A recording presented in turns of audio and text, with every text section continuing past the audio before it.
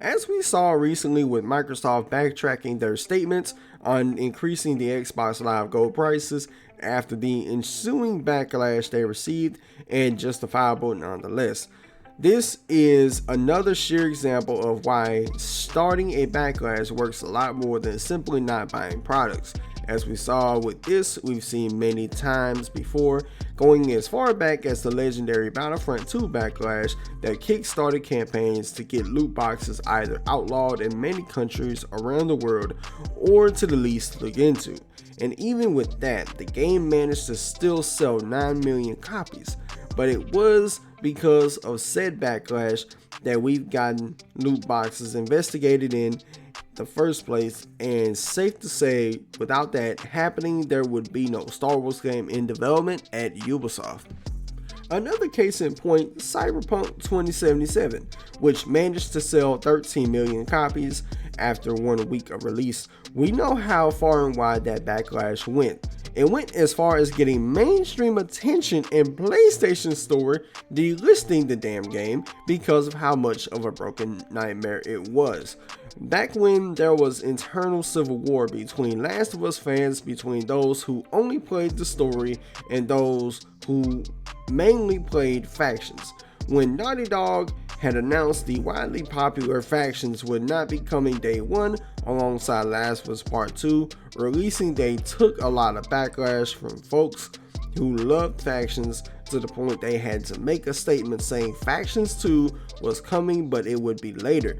Kinda silly and selfish that folks really even argued against the game having Factions 2 to begin with. Who needs Factions 2 and Last of Us Part 2 doesn't need multiplayer was the main two sentiments I heard from those weirdos. People will argue that simply not buying the game hurts a business more, which isn't necessarily wrong, but we wouldn't know if a business was actually hurt by us not buying a game for weeks, months, or even up to as far as a year. Whereas ensuing backlash serves a quicker, hastier response than simply not buying. If there was no backlash for Last of Us 2 missing factions, Cyberpunk 2077 being broken, Battlefront 2's obnoxiously greedy pay-to-win progression system, or most recently Microsoft increasing Xbox Live Gold, we wouldn't have gotten where we are today. One major downside to boycotting or simply not buying a game doesn't guarantee there would be still another entry in that particular franchise within the next couple of years, let alone poor sales of a game leads to studio closures, people being fired, and IPs go dormant. So if folks start acting shocked if there's never another game to release, or they get closed down completely by the publisher, just remember you didn't buy the game.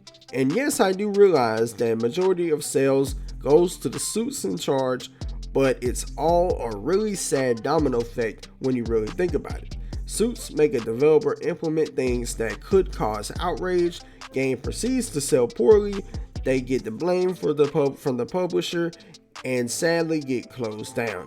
Basically set up to fail by a publisher. All in all, it's a sad double-edged sword. But here's one takeaway I'd have from all of this.